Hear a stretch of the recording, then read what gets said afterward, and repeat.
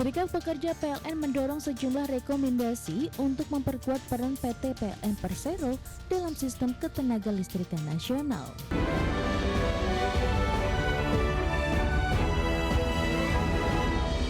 Ya, sementara itu Serikat Pekerja PLN mendorong sejumlah rekomendasi untuk memperkuat peran PT PLN Persero dalam sistem ketenaga listrikan nasional. Salah satunya meminta pemerintah melakukan penyusunan kembali RUPTL tahun 2025 hingga 2034 dengan memberikan peran besar negara melalui PLN dibandingkan swasta.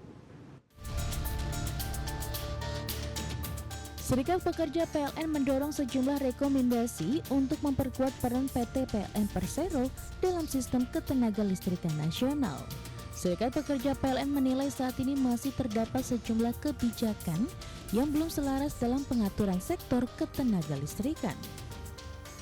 Ketua Umum Serikat Pekerja PLN Abdar Ali memastikan pihaknya akan melanjutkan perjuangan hukum terhadap rencana usaha penyedia tenaga listrik 2025 hingga 2034 di Mahkamah Konstitusi.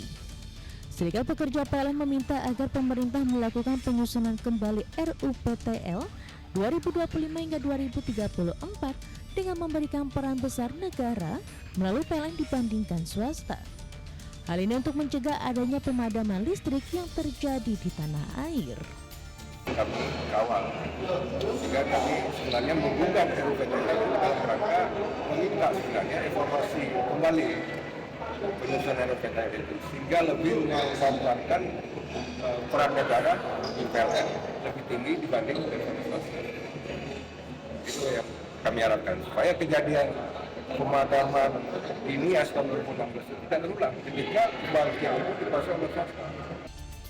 Abdar menegaskan pengelolaan listrik bukan sekedar persoalan bisnis semata, namun menyangkut masa depan bangsa, sehingga perlu dikawal untuk kedepannya.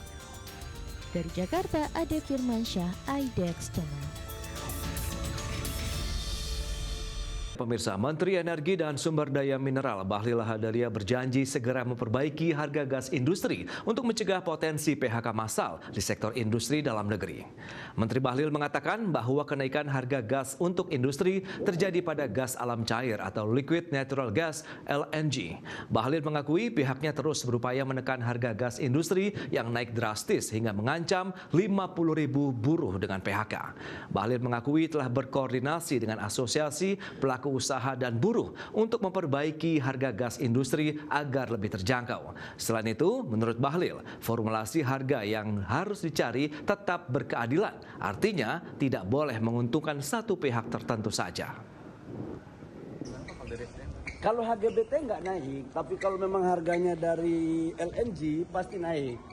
Tapi memang kita lagi menghitung sekarang adalah kapasitas daripada HGBT itu kan di Jawa Barat itu ada beberapa penurunan dari sumur-sumur. Saya sudah temui juga asosiasi, saya sudah temui juga buruh. Sekarang lagi saya mencari formulasi untuk bagaimana bisa memberikan harga terjangkau, tapi juga tidak bisa terlalu dengan harga yang mereka inginkan. Sekarang lagi kita mencari formulasi ya. Oke.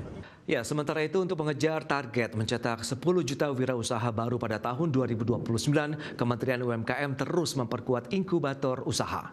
Deputi Bidang Kewirausahaan Kementerian UMKM Riza Damanik menyebutkan berbagai penelitian menunjukkan bahwa pelaku usaha yang mengikuti program inkubasi memiliki tingkat keberhasilan yang lebih tinggi dibandingkan dengan mereka yang membangun usaha tanpa pendampingan.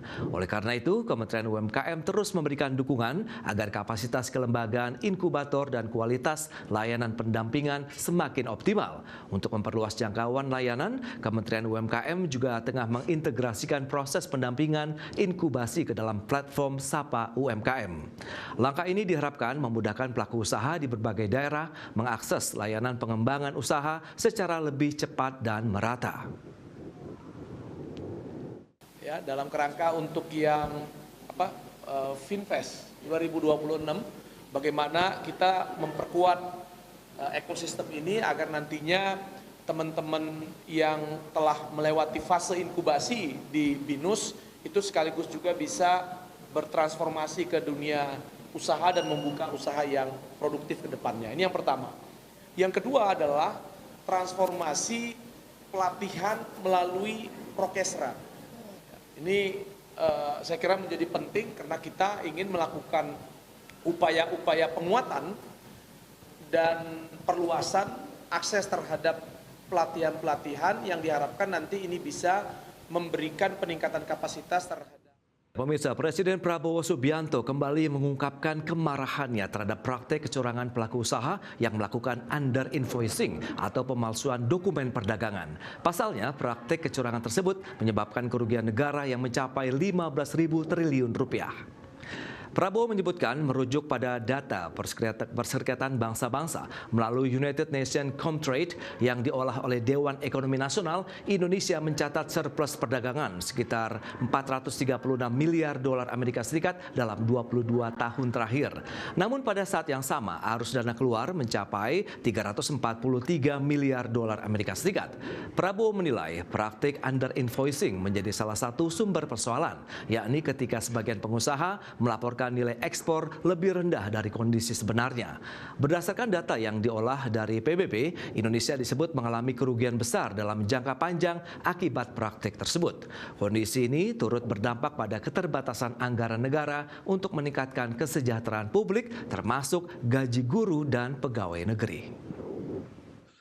Ternyata sekali lagi dari PBB yang terjadi adalah yang disebut under invoicing atau laporan palsu. Para pengusaha itu bohong.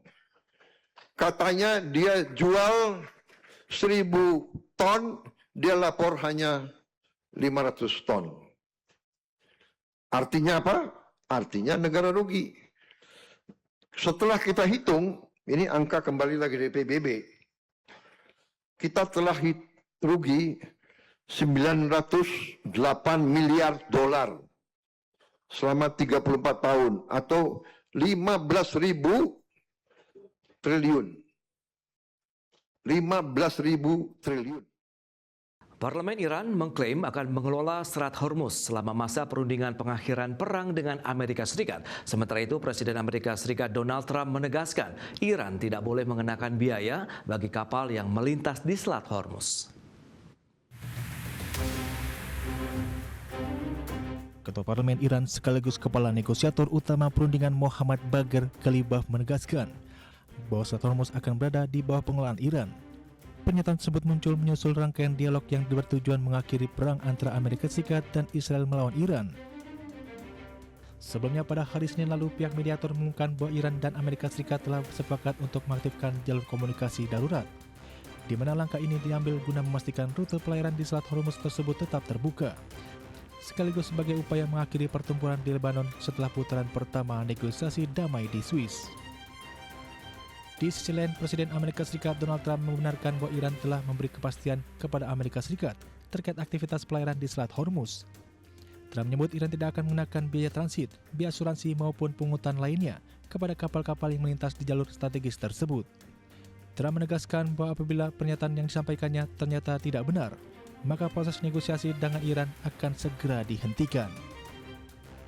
Menteri Luar Negeri Amerika Serikat Marco Rubio mengatakan, pihaknya akan menjamin kebebasan navigasi melalui Selat Hormuz dan menegaskan tak akan ada negara yang diizinkan untuk memungut biaya di Selat Hormuz. Berbagai sumber untuk IDX.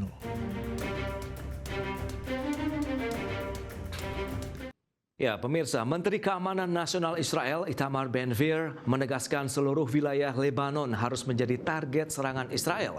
Pernyataan tersebut pun menuai kecaman dari sejumlah pihak termasuk Iran.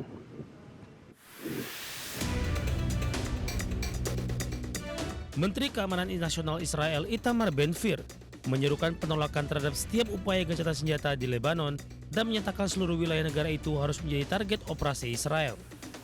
Ben-Gvir juga menolak pembedaan antara Lebanon dan kelompok pejuang Hizbullah. Ia pun mendesak Perdana Menteri Israel Benjamin Netanyahu untuk menyampaikan secara langsung kepada Presiden Amerika Serikat Donald Trump bahwa Israel menolak gencatan senjata di Lebanon. Pernyataan Ben-Gvir tersebut menuai kecaman termasuk dari Menteri Luar Negeri Iran Abbas Araghchi yang pada Jumat pekan lalu menuduh para pejabat senior Israel sengaja mendorong eskalasi konflik di Lebanon. Araghchi menyatakan kepentingan utama pemerintah Israel adalah mempertahankan perang secara permanen. Sikap keras Ben-Gvir muncul ketika perdebatan mengenai nota kesepahaman antara Amerika Serikat dan Iran untuk pengakhiran perang terus berkembang di Israel.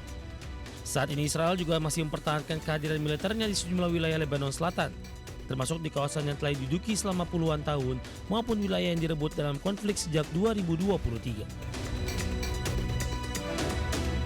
Bagi sumber ADX Channel.